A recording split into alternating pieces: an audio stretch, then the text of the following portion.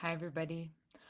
I wanted to talk today about how to cut through the bullshit in your life. This is something that, all my clients go through where it's really confusing what is their voice what versus the voice of others. And there's so many different directions we can go to. And almost, I would say, if I were to, describe every session I have with my clients, it's in some way or another, cutting through the bullshit, finding the difference between your own voice and your own truth versus truths of the others. So the first thing that I'll say is your heart is deeply, deeply, deeply intelligent. Your heart knows where it needs to be going. Your heart is connected to source energy. And when you're hearing all the voices of everybody else, whether it's culture, whether it's your roommates, whether it's family, whether it's your partner, it's really hard to get in touch with what's actually true in your heart. So the first thing is the more we silence the outside world, the louder our hearts get. So that's turning off your phone, that's going out into nature, that's meditating, that's actually lowering the volume. Literally lowering the volume of your life by taking time to just be in your own energy. That's going to, let's say, a day spa and putting your phone away. That's taking a whole day off from social media, a week off from social media. That's sitting on the couch with nothing except a notebook and a pen for an hour and just letting yourself be in your own energy. So that's the first thing, is just what do you need to do to to lower the volume of your life. The next thing that is really such an important exercise is to take a piece of paper and put it into three sections. First section being hell yes, third section being hell no, middle section being meh. And this is representing your life. So just writing down in your life, what are the things that you're a hell yes to? What are the things that you're doing? Maybe it's walking your dog, maybe it's hanging out with friends, maybe it's going to froyo with your sister, whatever it is, the things that just give you so much joy and nourishment.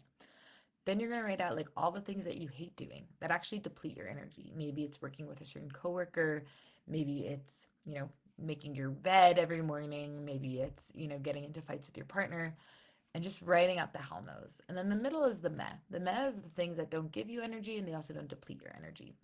Maybe it's taking out the trash, maybe it's answering emails, maybe it's, um, going for a walk with your neighbor once, I don't know, whatever it is that you do. So you're just kind of literally looking at your life in these three sections. And then what you do when you're done with that is you, on the top of each section, you just write percentages. So how often are you in your hell yes? How often are you in your meh? How often are you in your fuck no?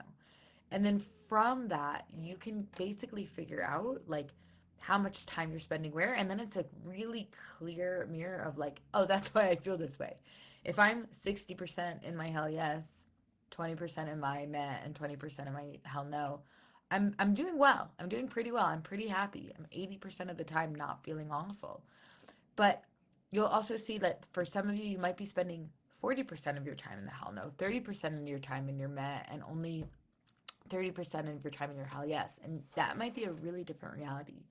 So what you want to do is you want to look at those three categories and you want to see, how can I just completely wipe out the hell no, whether that's delegating things out, changing my environments, making decisions, having hard conversations, getting certain trainings, or whatever it is that's needed to get my hell no completely clear. You want your life to be 0% in the hell no. And then you look at the meh.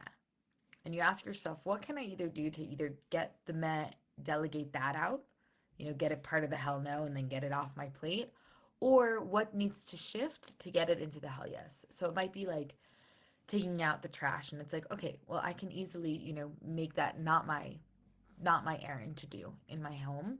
But what I can do instead is wash the dishes, and I love washing the dishes. And that's just a conversation between me and my roommates or me and my partner. Another way to shift them is literally a mindset shift of wow, okay, answering emails is annoying for me, but what if I had the mindset of I'm in a business that's growing and that's really exciting. And now it's a hell yes. Now it's, oh my gosh, I'm answering emails because people know that my business exists and want to partake in it. So starting to shift it into the fuck yes. We want to have it that your hell yes is 80% of your life and your meh is 20% and your hell no is 0%. So just start actually really shifting it, shifting it, shifting it. So that's a big thing to start with that. Then the last thing, not the last thing, there's so many things to do, just cut the bullshit out of your life. This is going to shock a lot of you and it's going to make a lot of you really angry, but stop externalizing your intuition. If you're somebody who externalizes your intuition, like you go to tarot, you go to psychics, you look at horoscopes, you listen to like podcasts about like where is the moon and the sky and all of that, doing like, take a month off from that, because God is bigger than all the systems in place, and you can actually merge back, like have your heart merge back with just the divine and get guidance that way. Stop externalizing your intuition and actually go back into your heart space. So the 3 things so far is to lower the volume, to get clear on what's a hell yes, what's a no, and what's a meh, and start cleaning that up, get back into integrity. Because when you're in your hell yes, you channel better. When you're feeling vibrant, when you're feeling alive, when you're living according to your values, your channel is much stronger. You actually can really hear the difference between your voice and others. And the last thing here is stop like externalizing your intuition. And that includes me, by the way. Like if you're coming to my Facebook just to like hear certain truths and you're not listening to yourself, like you are your first and your final authority. And just let me check in if there's anything else. Doing some work on your subconscious contracts, which is really just like literally taking out your journal and writing out like whose voices are in my head besides my own. Maybe it's my siblings, maybe it's my childhood best friend, maybe it's my partner, maybe it's my parents, even if they're long gone. Maybe it's who I used to be in high school or college, or a past version of myself. Maybe it's an old boss. Like getting clear on who are all the other voices in my head and starting to meditate on the mantra of I know the difference between my own thoughts, opinions, beliefs, feelings, and those of the others. And like really like extracting it. Like when the voice comes in of like, well, you can't wear denim on denim. It's like, is that my voice? Oh no no no no. That's my that's this girl that's this girl from 7th grade named Shayna who said that once to me, literally in 7th grade, and that voice is still in my head. So like just starting to get curious about your thoughts and really asking, is this my voice or someone else's? And if it's someone else's, swipe left. You don't have to process other people's voices. Other people's voices can literally just be released from your mind. You have to actually process your own thoughts and your own parts. But those of other people that they're just like intruders. You can literally like just pluck them out of your mind. So that's some of the ways that we can cut the bullshit out of our lives. I highly recommend lowering the volume as much as you can and just being in your own energy and seeing what comes through there. If you need any more practices or where this meets you, I'd love to hear. Just right below in the comments, and I will share more advice if anyone needs, and more tips of just really how to find your own inner voice. All right. Thanks, everybody.